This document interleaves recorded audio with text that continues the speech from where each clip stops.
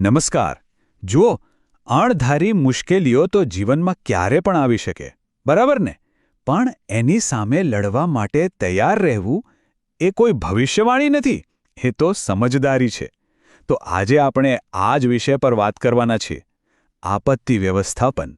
જેથી આપણે કોઈ પણ અઘરી પરિસ્થિતિનો સામનો કરવા માટે એકદમ તૈયાર રહી શકીએ. ચાલો, એક સીધો સવાલ. ક્યારે વિચાર્યું છે કે જો અચાનક કોઈ મોટી મુશ્કેલી, કોઈ આપત્તિ આવી પડે તો સૌથી પહેલાં શું કરવું જોઈએ? આ સવાલનો જવાબ ખાલી જનરલ નોલેજ માટે નથી, પણ આપણા અને આપણા પરિવારની સુરક્ષા માટેનો પાયો છે. કોઈ પણ વસ્તુની તૈયારી કરતા પહેલાં એને સમજવી તો પડે ને. તો ચાલો સૌથી પહેલાં એ જ સમજીએ કે આ આપત્તિ એટલે ખરેખર છે શું. જો, આપત્તિઓને આપણે મોટા ભાગે બે કેટેગરીમાં વહેંચી શકીએ. પહેલી છે કુદરતી આપત્તિઓ, એટલે કે જે પ્રકૃતિ તરફથી આવે છે અને જેના પર આપણો કોઈ કંટ્રોલ નથી હોતો. અને બીજી છે માનવસર્જિત આપત્તિઓ, જે નામ પ્રમાણે જ આપણી એટલે કે માણસોની ભૂલો કે પ્રવૃત્તિઓનું પરિણામ હોય છે. હવે કુદરતી આપત્તિઓની વાત કરીએ તો એમાં શું શું આવે? જેમ કે ભૂકંપ, જેમાં આખી ધરતી ધ્રુજી ઉઠે છે. પછી પૂર, જેમાં બધે પાણી જ પાણી ભરાઈ જાય છે. વાવાઝોડું, જે ભયંકર પવન અને વરસાદ લઈને આવે છે. અને હા, દુષ્કાળ, જ્યારે લાંબા સમય સુધી વરસાદ જ ન પડે ને બધું સુકાઈ જાય. તો એ હતી કુદરતી આપત્તિઓ. હવે વાત કરીએ માનવસર્જિત આપત્તિઓની. આમાં એવી ઘટનાઓ આવે છે જેમ કે ક્યાંક આગ લાગવી, કોઈ ફેક્ટરીમાં મોટો અકસ્માત થવો, અથવા તો ક્યારેક લોકો વચ્ચે હિંસા ફાટી નીકળે, જેને આપણે હુલ્લડ કહીએ છીએ. સારું, તો હવે કેટલીક ચોક્કસ આપત્તિઓ અને એનાથી બચવા શું કરવું એના પર વાત કરીએ. શરૂઆત કરીએ ભૂકંપથી. જો ભૂકંપ આવે તો નુકસાન ઘટાડવા માટે શું પગલાં લઈ શકાય?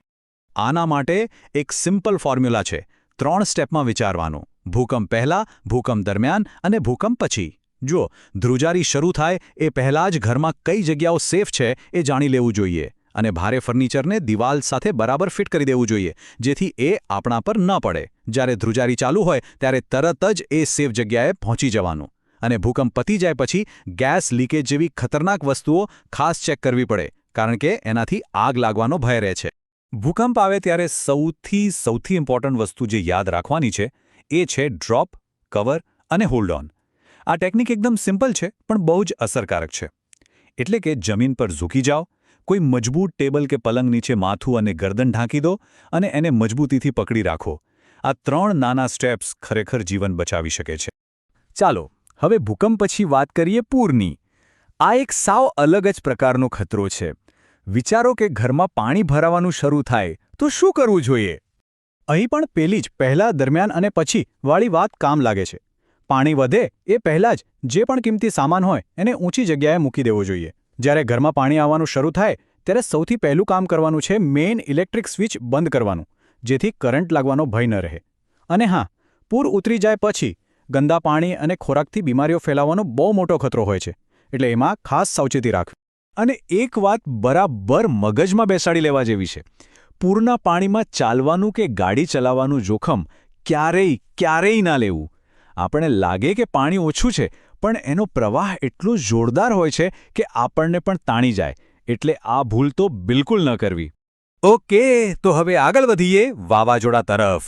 જ્યારે જોરદાર પવન અને વરસાદ આવે ત્યારે એનાથી બચવા શું કરવું? વાવાઝોડામાં પણ એ જ 3 સ્ટેપ. પહેલા, ઘરની આજુબાજુની સૂકી ડાળીઓ કાપી નાખવી, બારી બારણા બરાબર બંધ કરી દેવા. દરમિયાન, ગાડીઓને ઝાડ કે થાંભલાથી દૂર પાર્ક કરવી અને વીજળીના તારથી તો સાવ જ દૂર રહેવું. અને પછી વાવાઝોડું શાંત થઈ જાય પછી પણ લટકતા વીજળીના તારને ભૂલથી પણ અડકવું નહીં. એ ખૂબ જ ખતરનાક હોઈ શકે છે. તો આપણે ભૂકંપ, પૂર અને વાવાઝોડા વિશે વાત કરી. આ બધું જાણ્યા પછી એક સવાલ મનમાં આવે છે કે આ બધી અલગ અલગ આપત્તિઓમાં એવી કઈ એક કોમન વસ્તુ છે જે આપણને બચાવી શકે? જવાબ બહુ જ સિમ્પલ છે: તૈયારી. બસ આ એક જ શબ્દ. તૈયારી જ આપત્તિ વ્યવસ્થાપનનો પાયો છે. જો આપણે પહેલેથી જ તૈયાર હોઈએ તો ગમે તેવી મુશ્કેલ પરિસ્થિતિનો સામનો આપણે વધુ સારી રીતે અને શાંતિથી કરી શકીએ છીએ. અને આ જ વાત આપણને એક છેલ્લા અને સૌથી મહત્વના સવાલ પર લાવીને મૂકે છે. આ બધું જાણ્યા અને સમજ્યા પછી શું આપણે અને આપણો પરિવાર ખરેખર તૈયાર છીએ? આ જાણકારીનો ઉપયોગ કરીને આપણે સૌ આપણા અને આપણા પ્રિયજનોની સુરક્ષા માટે એક મોટું પગલું ભરી શકીએ છીએ.